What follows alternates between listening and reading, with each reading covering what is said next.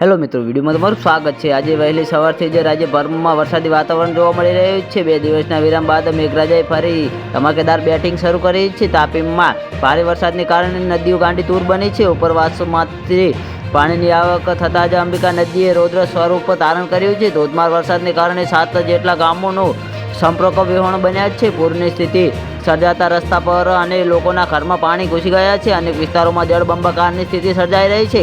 તો જ્યાં હા મિત્રો, તાપીમાં ઉપરવાસમાં ભારે વરસાદને કારણે જિલ્લામાંથી પસાર થતી અંબિકા નદીએ ફરી રૌદ્ર સ્વરૂપ ધારણ કર્યું છે।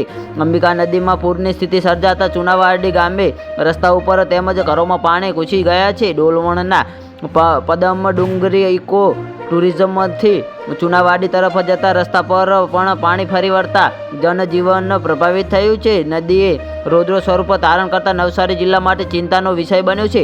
તો જ્યાં હા મિત્રો, હાલ મોટા અને મહત્વના સમાચાર સામે આવી રહ્યા છે। 2 દિવસના વિરામ બાદ મેઘરાજાએ તડબડાટી શરૂ કરી છે। ઉપરવાસમાં ભારે વરસાદને પગલે ડોલવણ વિસ્તારમાં ઓલણ નદી ફરી ગાંડીતૂર બની છે। સતત પડી રહેલા વરસાદને કારણે પંચોલ આશ્રમથી પીઠાદરા અંતાપુર જતા રસ્તા પર આવેલા લો લેવલ કોઝવે પર પાણી ફરી વળ્યા છે। કોઝવે પર પાણી ફરી વળતા 7થી વધુ ગામોનો સંપર્ક કપાઈ ગયો હતો।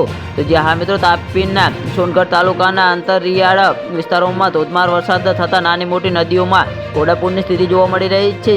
કાઠી, આમથવા, શ્રાવણિયા, ઓઝર, લવચાલી સહિત અનેક ગામો 5 કલાક કરતાં વધુ સમય સુધી સંપર્ક વિહોણો બન્યા છે।